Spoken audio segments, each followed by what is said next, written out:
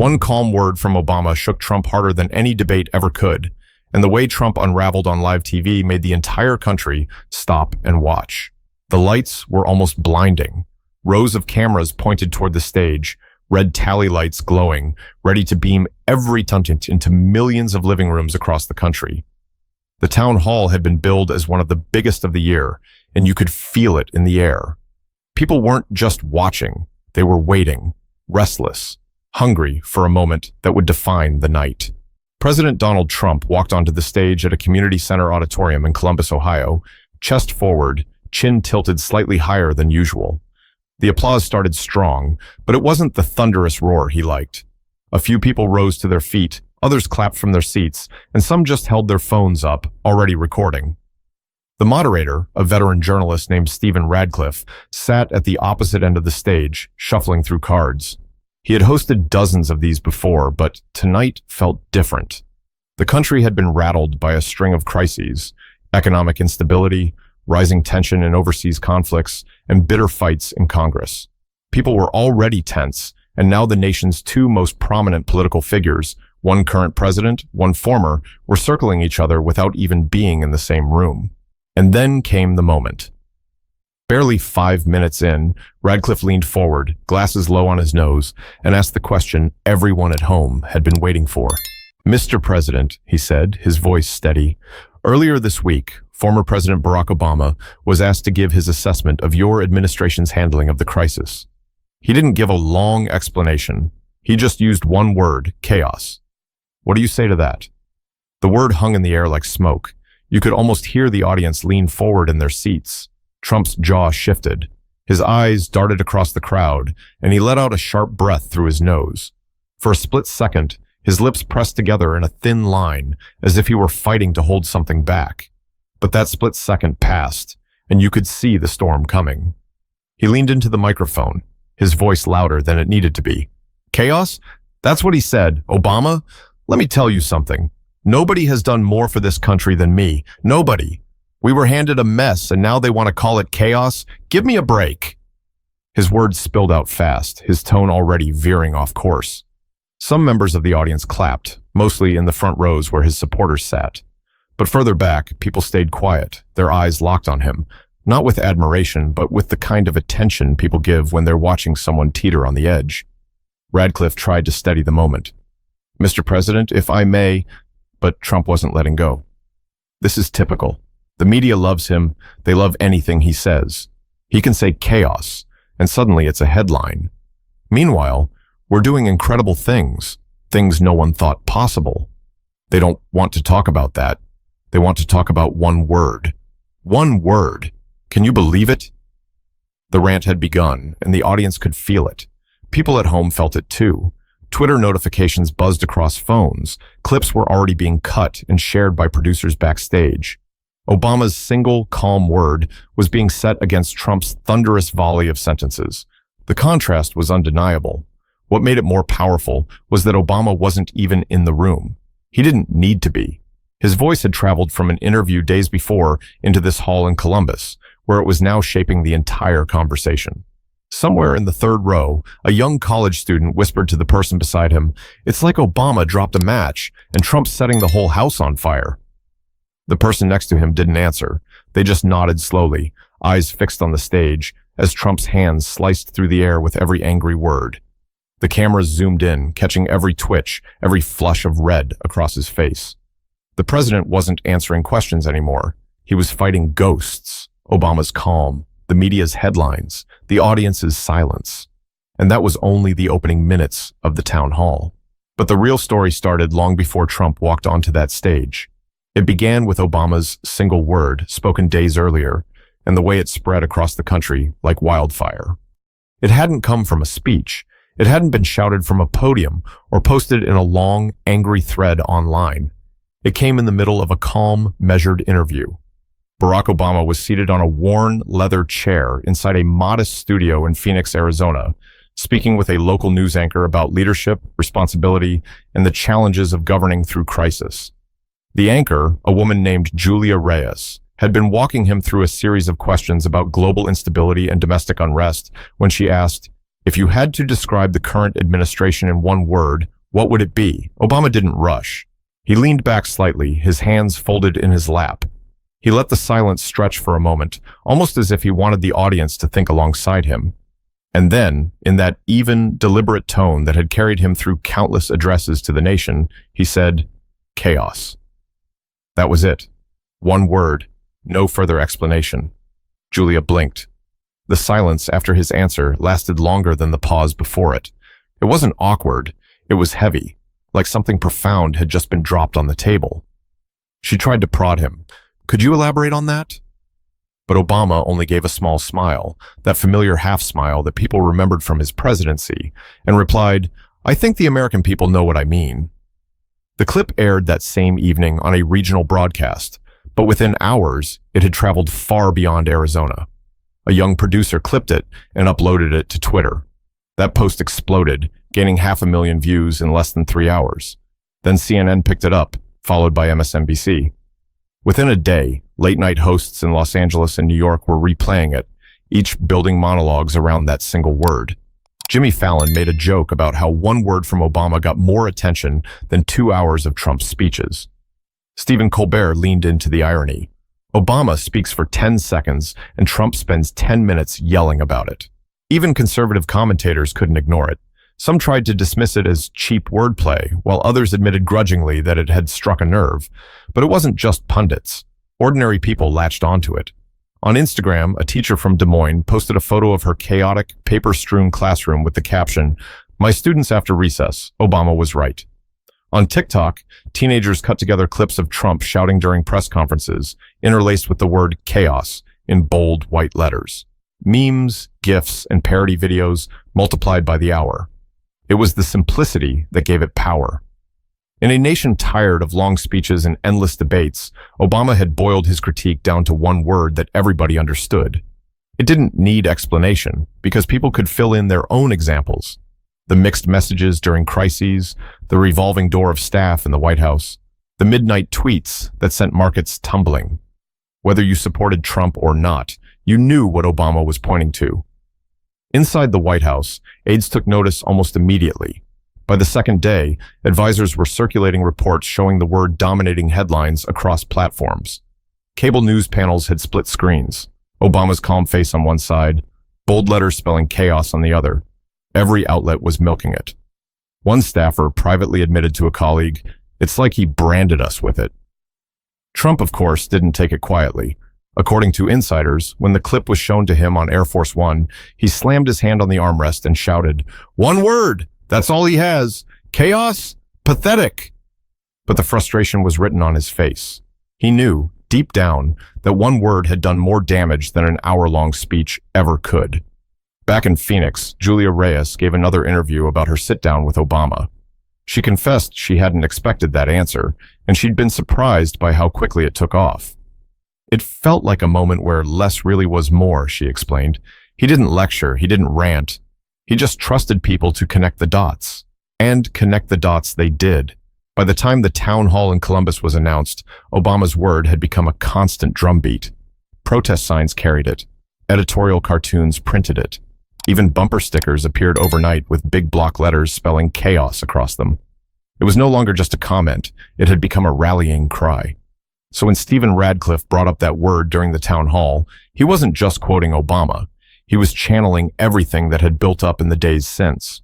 For the viewers at home, Obama's voice lingered in the background, calm and unshaken, while Trump's reaction promised to show whether he could rise above it or collapse under its weight. But as soon as Trump started speaking, it became clear he couldn't let the word go. He had to fight it, and in fighting it, he gave it even more life. The auditorium in Columbus wasn't particularly large, but it felt charged, like too many emotions had been crammed into one space. Rows of folding chairs stretched back toward the walls, filled with a mix of supporters wearing red caps, undecided voters curious to see the president up close, and critics who had come more for the spectacle than the politics. Television crews lined the sides, their lenses trained forward like watchful eyes that never blinked. Every cough, every shuffle, every burst of applause was magnified under the hot stage lights. Stephen Radcliffe adjusted his glasses again, his fingers brushing the stack of cards on the small table between him and the president. He had prepared questions about policy, about healthcare shortages in small towns, about foreign negotiations with Tehran, about the labor strikes rippling through the Midwest. But now, after Trump's first eruption, everyone knew the town hall wasn't going to be about policy. It was going to be about one word. On the stage, Trump rocked back slightly in his chair, tugging at his suit jacket as he leaned into the microphone. His face was flushed, not just from the heat of the lights, but from the weight of the question he couldn't shake. Every time he mentioned Obama, his voice spiked higher. Every time he said chaos, his hands sliced the air, as if cutting the word into pieces would lessen its sting. "Look, Obama had 8 years, Trump barked, pointing a finger toward the audience. 8 years. And what did we get? Nothing. Weakness. Total weakness. And now he says chaos? He should be ashamed. I built the strongest economy this country has ever seen. Ask anybody. We were respected again. We were winning again. Then we get hit with things nobody could have seen coming. Nobody. And suddenly it's chaos? Ridiculous. Just ridiculous." The audience was split. Near the front, a middle-aged man in a navy polo clapped loudly, nodding along with every word. 2 rows behind him, a young woman with glasses whispered to her friend, "He still hasn't answered the question." Another group sat stone-faced, recording the entire exchange on their phones. Radcliffe tried to steer the discussion back toward policy. "Mr. President, if I could redirect for a moment, what specific measures are you taking to address the shortages in hospital staffing across the Midwest?" Trump waved his hand dismissively. "We're doing everything. Absolutely everything. Doctors, nurses, they love me. They tell me all the time. Nobody has done more for healthcare workers than I have. Nobody. But do they talk about that? No. They want to talk about Obama. They want to talk about chaos. That's all they want." The moderator's lips tightened, but he held his composure. The audience, however, was visibly shifting. Some leaned forward eagerly, thrilled at the spectacle. Others sat back with folded arms, almost embarrassed by what they were watching. The tension wasn't just in what Trump was saying, it was in how far he was drifting from the original question. In the wings of the stage, White House staffers shifted uneasily. They exchanged quick glances, some whispering under their breath, knowing the night was spiraling into exactly what they had feared, a spectacle that would dominate headlines for days, for all the wrong reasons. And then it got worse. Radcliffe cautiously pushed again. "Mr. President, just so we're clear, are you saying former President Obama's assessment is unfair?" Trump's eyes narrowed. He leaned forward so close to the microphone that the audio technician winced at the distortion. "Unfair? It's not just unfair. It's dishonest. It's a disgrace. He knows it. The media knows it. And you know it too." His voice boomed across the hall, echoing against the walls. "They want to paint a picture of chaos because they can't stand that we're winning. They can't stand it." Some applause broke out, scattered and uneven, but just as many people sat in silence. And silence on live television, under hot lights, is louder than applause. Radcliffe didn't interrupt this time. He simply let the president talk, the cameras catching every flicker of frustration across his face. The audience at home could feel the imbalance. Obama had needed only a calm pause and a single word, while Trump was now 3 minutes into a tirade that hadn't touched a single policy issue. In living rooms across the country, families exchanged looks. Some shook their heads, others laughed nervously, and some simply stared, trying to reconcile the image of a president unraveling under the weight of one word. And the moderators, producers, and journalists backstage all knew the same thing. This was no longer about healthcare or foreign policy or even the town hall. It was about how a calm, deliberate word could corner the most powerful man in the world. But the boiling point hadn't been reached yet. What came next would show just how far the president was willing to go to fight a word he couldn't control. By the time the first 20 minutes of the town hall had ticked away, it was clear the evening was no longer a measured exchange of questions and answers.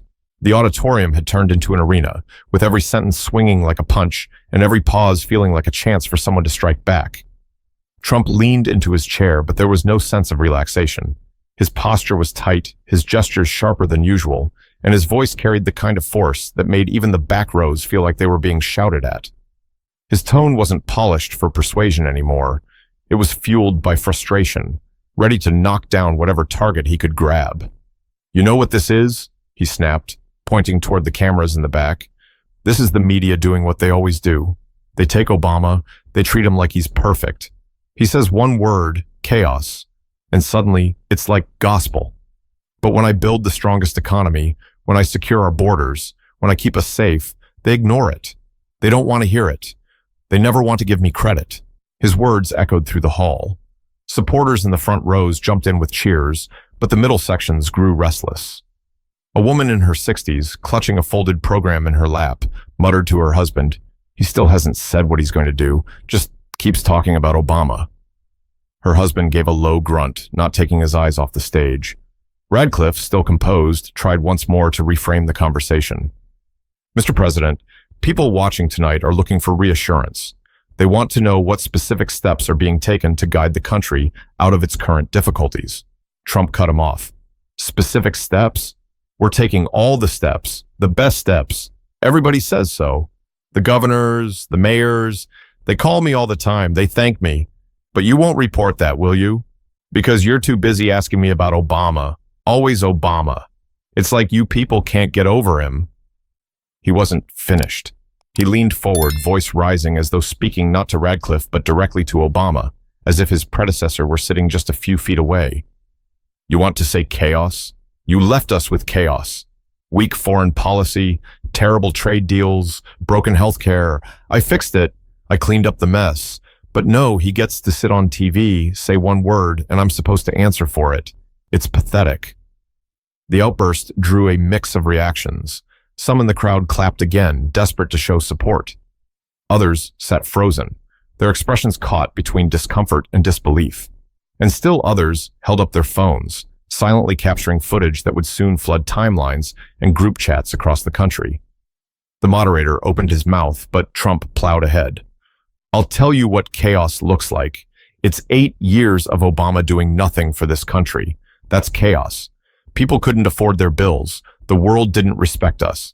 And now he has the nerve, the audacity to use that word about me? Not going to happen. Not while I'm here." The volume of his voice filled the hall, but so did something else. Tension. Every person in that room knew they were watching something spiral. The President of the United States, live on national television, wasn't defending policies anymore. He was defending his pride. And with every extra sentence, the balance tipped further. The one word Obama had dropped so effortlessly had now turned into a storm of Trump's making, each angry remark adding fuel to the fire. In the front row, a high school student with a press badge turned to his classmate and whispered, "He's proving the point. He doesn't even realize it." His friend only kept filming, eyes wide, as if they were witnessing history, messy, loud, and raw. Backstage, Trump's staff looked increasingly anxious. One advisor rubbed his forehead with both hands, whispering to another, "He's feeding the word. Every time he says it, it sticks harder." Another nodded, not taking his eyes off the monitor.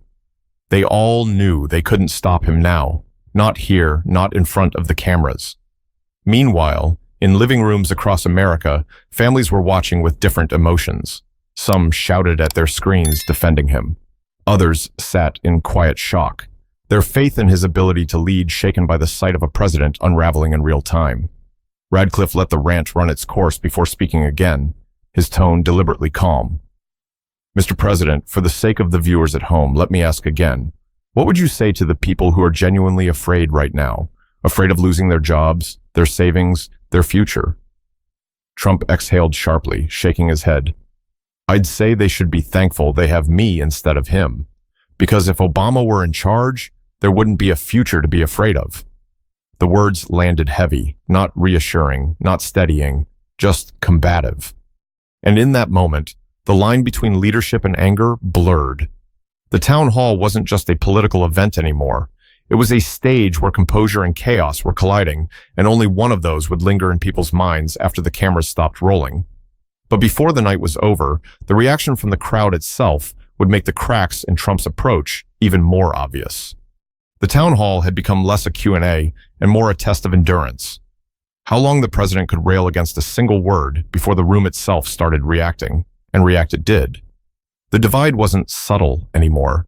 It was written on faces, expressed in shifting postures, carried in the uneven sound of claps and murmurs that rose and fell with every outburst. In the first few rows, supporters stayed locked in, hanging on each phrase.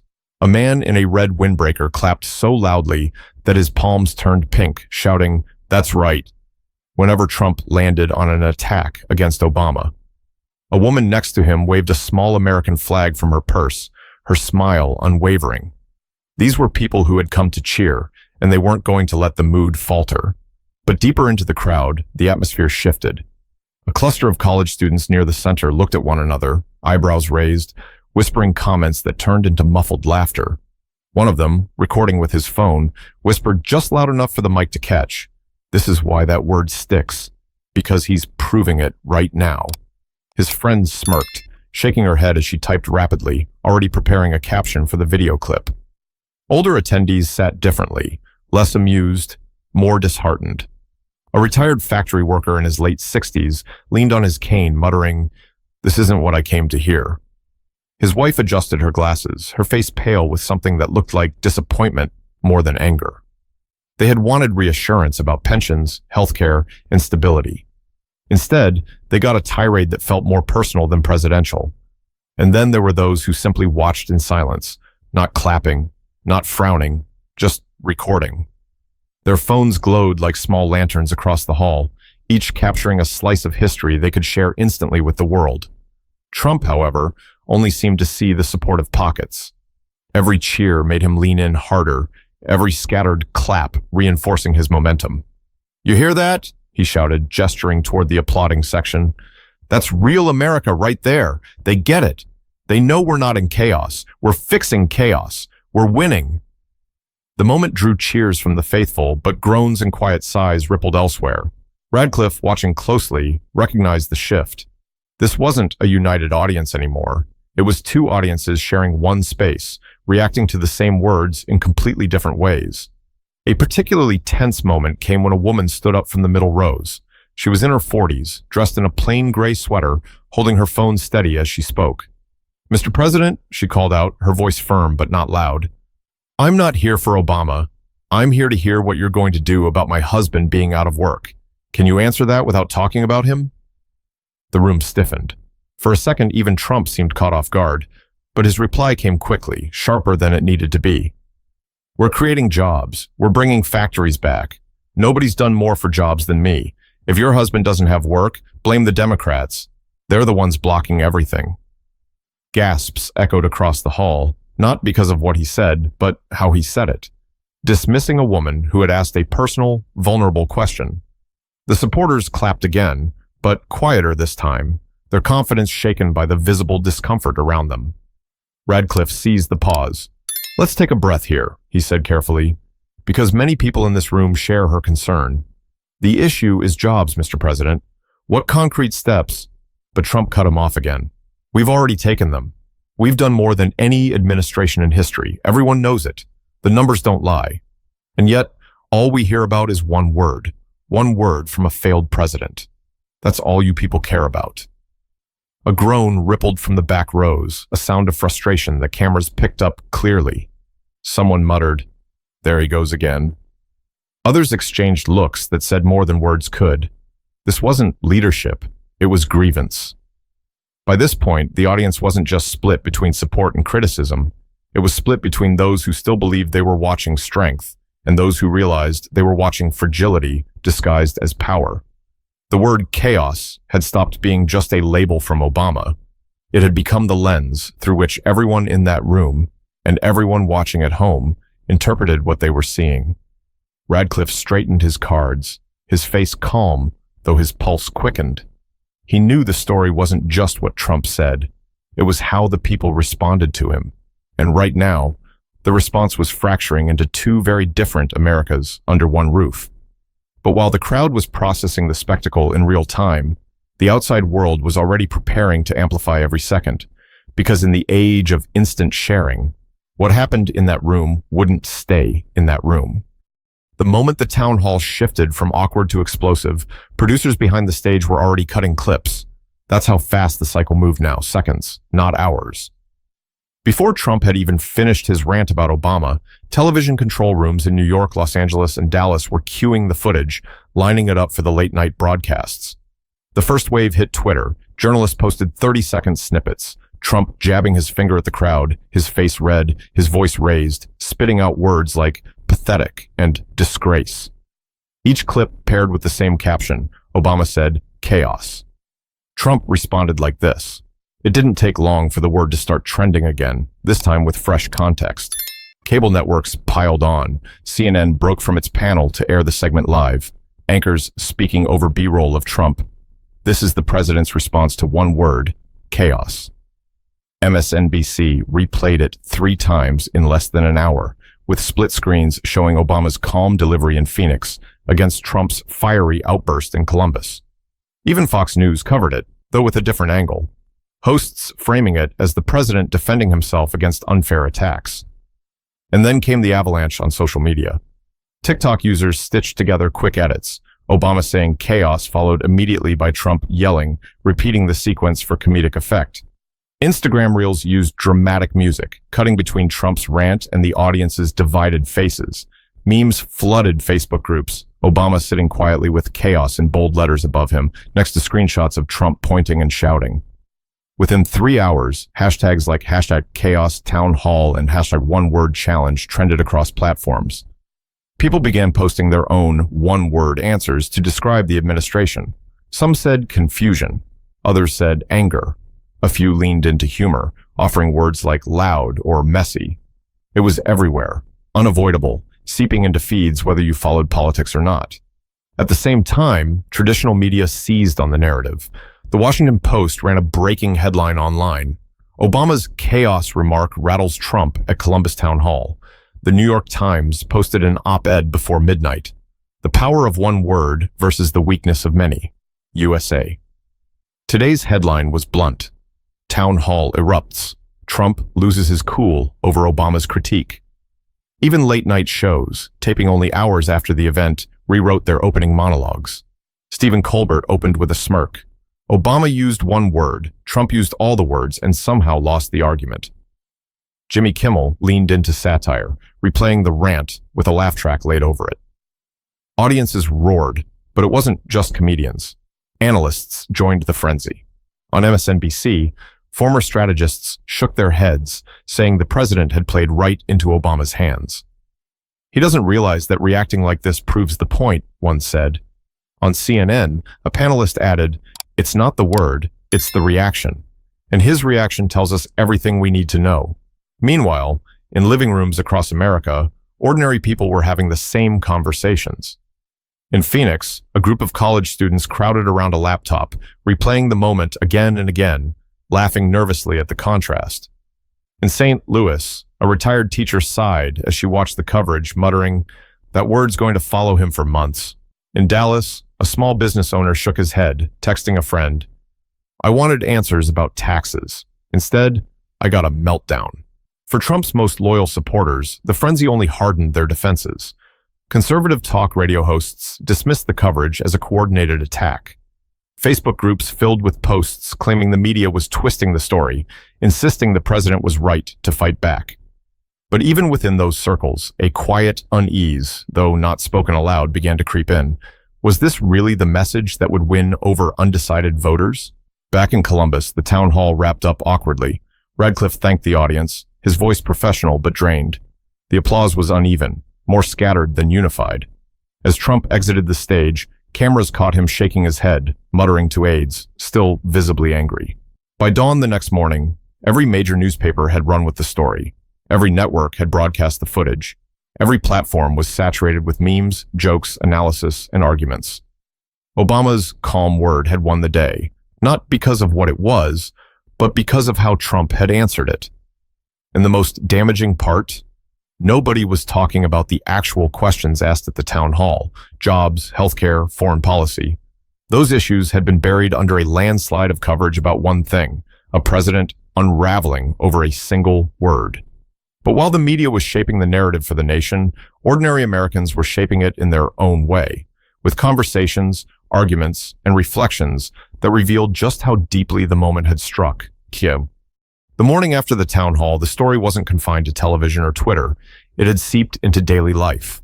In coffee shops, offices, bus stops, and classrooms, people were replaying the moment in their minds, debating what it said about leadership, about composure, about the state of the country itself.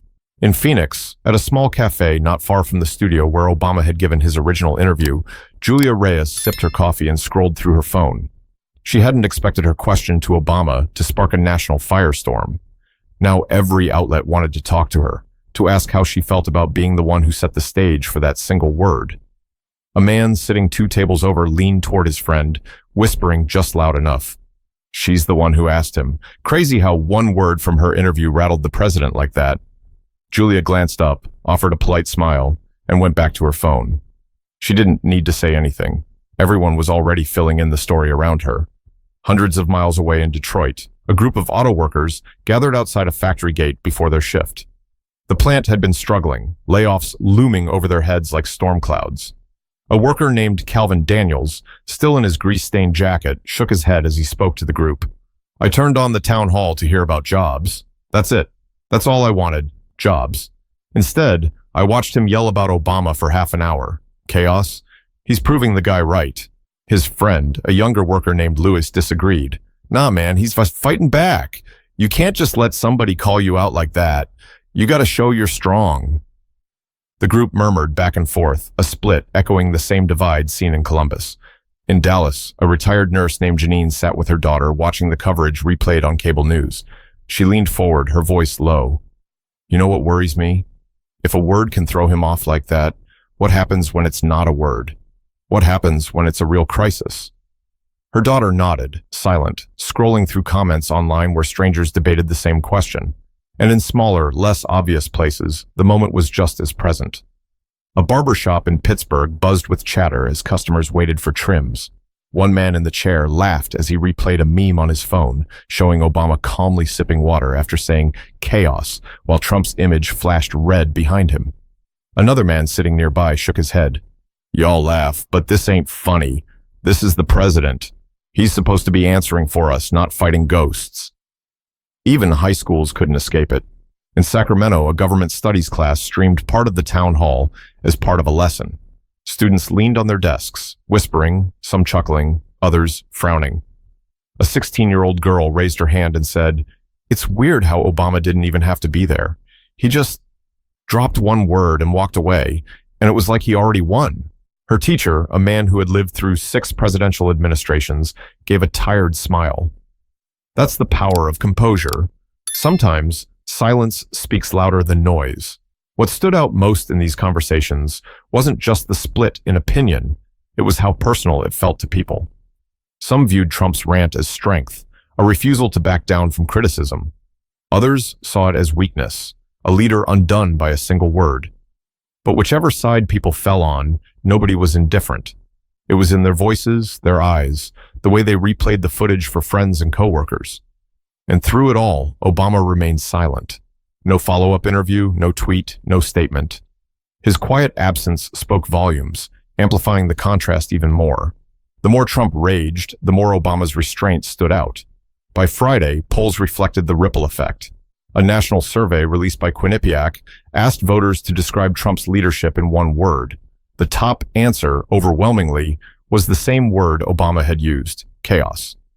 Second was angry. Third was unpredictable. Supporters dismissed the numbers as biased, but the impact was undeniable. A single word had cemented itself into the national conversation. That weekend, families sat around dinner tables, friends gathered in bars, church groups met after services, and the topic kept surfacing.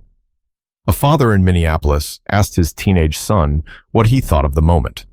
The boy shrugged and said, "It just feels like one guy's calm and the other guy's mad." The father paused, realizing that in the simplest way, his son had captured what analysts had spent hours debating. The town hall was over, but the country was still talking about it. Not about policy, not about solutions, but about a word that refused to die. But behind the scenes, in the White House itself, the fallout wasn't just about chatter in cafes or memes online. It was about panic among advisors who suddenly realized the narrative was slipping beyond their control. While the nation dissected every clip, every meme, every angle of the town hall, the White House was in full damage control mode. Behind the thick doors of the West Wing, the atmosphere was tense, not celebratory. The staff had seen this pattern before, Trump igniting a spectacle, the press running with it, and the aides left scrambling to pick up the pieces. But this time was different. This time it was one word, a word they hadn't been able to shake since the moment Obama said it. Inside the Roosevelt Room, senior advisors huddled around a long wooden table. Laptops were open, screens glowing with headlines that all looked the same. Chaos. Trump loses cool. Obama's word defines town hall. The repetition was suffocating. Hope Jenkins, one of the president's communications directors, rubbed her temples as she scrolled through Twitter. "It's everywhere," she muttered, pushing her phone across the table. The screen showed trending hashtags, #chaos, #Trump Town Hall. Obama was right. We can't get ahead of it because he keeps saying it himself. Every time he repeats the word, he makes it stronger. Beside her, Mark Edelstein, a political strategist flown in from Florida, leaned back with a groan. You don't fight a word with anger. You fight it with results. But he's not going to pivot. He doesn't pivot. Across the table, another aide, Chris Mallory, shook his head. We had talking points ready, jobs numbers, economic plans, even a new foreign policy angle. He didn't touch any of it. Instead, he gave them the story they wanted. The room fell silent for a moment. Everyone knew them meant the media. And yet, for all the blame cast outward, the truth lingered unspoken. It wasn't the media that had lost control of the narrative. It was Trump himself. Back in the residence, Trump paced the carpet with his phone in hand, scrolling through coverage, furious at what he saw. He called in 2 aides, venting loudly enough that Secret Service outside the door could hear. Look at this garbage. They're saying I lost it. I didn't lose it. I told the truth. Obama's the one who left this country in chaos. Why aren't we pushing that? The aides tried carefully. Mr. President, the challenge is that the word has stuck. If we push back too directly, it keeps the story alive. Maybe we focus on highlighting your successes. Trump cut them off. No, we're not ignoring it. We're fighting it. Put out statements, go on TV, tell people Obama's the one who created chaos. If they want to talk chaos, fine, we'll give them chaos. The irony hung in the air, though no one dared say it. Meanwhile, in Chicago, Obama's inner circle watched the coverage with quiet satisfaction. In a modest office space, a group of his former staffers gathered around a screen replaying the town hall. They didn't cheer. They didn't gloat. They just watched, shaking their heads at how predictable the outcome had been. One of them, a policy analyst named Renee Whitford, finally spoke. It wasn't even about the word. It was about how he would handle it, and he handled it exactly the way everyone expected. Obama himself didn't appear fazed. According to those present, he had no plans to respond further. No follow-up interview, no statement, no tweet. He simply told his team, sometimes you say less and it means more. Back in Washington, the mood was the opposite. Advisors worked late into the night, drafting memos, suggesting possible pivots for the next week. An economic speech in Pennsylvania, a press conference highlighting new job numbers, even a surprise visit to a manufacturing plant in Ohio. Anything to redirect the conversation. But every draft memo carried the same problem. How to talk about progress when the only word in the headlines was chaos. One younger staffer, still new to the team, asked timidly, what if we stop repeating the word at all, just don't acknowledge it anymore? The suggestion hung for a moment before Mark shot it down. That would work if he could stay disciplined, but he won't. He'll bring it up himself. He always does. They all knew it was true. The president thrived on confrontation. If someone poked, he lashed back, louder and harder, even when silence might have worked better. And this time, the more he shouted, the smaller he looked next to Obama's calm. By midnight, staffers filed out of the building, their faces drawn, shoulders heavy. They'd spend the next day spinning stories, drafting talking points, and defending a man who wouldn't stop defending himself. The cycle would continue, but the sting of one word would linger far longer than anyone in that room wanted to admit. But the real test wasn't inside the White House or Obama's office. It was in how the nation's commentators, analysts, and everyday voices would shape the fallout over the next week, turning one town hall moment into a defining narrative of leadership and control. By the time the weekend rolled around, the word had stopped being just a headline. It had become a shorthand for the state of the presidency itself. Everywhere you turned, from Sunday morning talk shows to family barbecues, the discussion was the same. How one calm remark from Obama had lit the fuse, and how Trump's reaction had blown it into something bigger than anyone expected. The Sunday shows opened with montages. NBC's Meet the Press ran a side-by-side comparison. Obama in Phoenix, leaning back, saying chaos with measured ease. Trump in Columbus, red-faced, pointing at the crowd, shouting about how unfair it all was. The host asked the panel, which image sticks with the American people? Because both of these clips are everywhere right now. One analyst answered bluntly, the calm image always wins. Anger burns fast, but composure lingers. Over at CBS, Face the Nation led with a poll showing how quickly the narrative had shifted. When asked to describe the administration in one word, a staggering percentage of respondents echoed Obama. The host turned to a political historian who smiled ruefully. History teaches us that words matter, but reactions matter more. Obama offered a word, Trump offered a reaction, and his reaction confirmed the word. Cable networks feasted on it. MSNBC replayed the clip of Trump's outburst nearly a dozen times across one afternoon segment with banners that read, Chaos echoes in town hall. On Fox News, commentators took a defensive angle, arguing that the president had every right to push back against Obama's cheap shot. Yet even there, cracks showed. One conservative columnist admitted it wasn't his best moment. It looked more personal than presidential. Late-night hosts kept piling on. Colbert played the footage again, pausing midway to sip from a mug, mimicking Obama's calm posture. One man says chaos. The other man creates it in real time. The studio audience roared. On Saturday Night Live, the cold open featured an actor playing Obama calmly saying the word into a camera, followed by a parody Trump screaming it back like a broken record. The skit went viral overnight, but it wasn't just comedians and analysts. The reaction filtered into everyday conversation, shaping how people felt about leadership. In Miami, a group of veterans at an American Legion Hall debated the moment over beer and sandwiches. One, a retired Marine named Paul Hennessy, shook his head. You don't let one word rattle you like that. A commander-in-chief is supposed to keep steady. If you lose your cool on TV, what happens in a crisis room? Another veteran disagreed, saying, at least he fights back. Shows he won't let anyone push him around. The table broke into friendly but heated debate, reflecting the same divide seen across the country. In suburban Kansas City, a mother of 3 folded laundry while the footage replayed on her kitchen TV. Her teenage son looked up from his phone and said, "It's weird, Mom. Obama didn't even have to argue. He just won." She didn't answer right away, just sighed, folding another shirt, the weight of her son's observation lingering heavier than the clothes in her hands. For Trump's staff, the fallout was less philosophical and more practical. Every media request for the following week carried the same question. How will the president respond to Obama's chaos remark? It didn't matter what issue the interview was supposed to cover, jobs, foreign policy, healthcare. Reporters circled back to the word every time. One staffer joked bitterly in private, we could announce a cure for cancer tomorrow, and the first question would still be, do you think Obama would call this chaos? Meanwhile, Obama's silence grew louder by the day.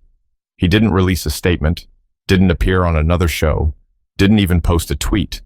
The restraint turned into its own story. Commentators praised the discipline, noting how his lack of response kept Trump's reaction hanging in the air without challenge. He doesn't have to say a thing, one columnist wrote. The word is already doing the work. As the days passed, the fallout crystallized into something more permanent. Trump's base held firm, but beyond them, doubts deepened. Suburban voters, independents, younger Americans, they saw the contrast and drew their own conclusions.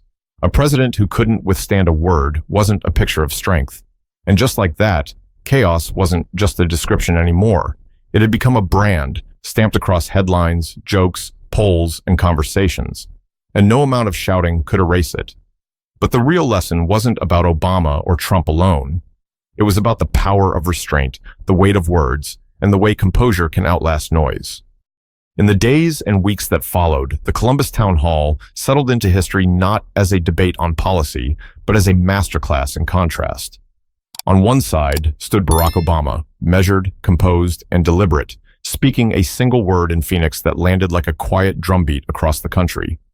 On the other side stood Donald Trump, standing under hot stage lights in Columbus, unable to let that word go, turning it into a storm that engulfed the very stage he hoped to command.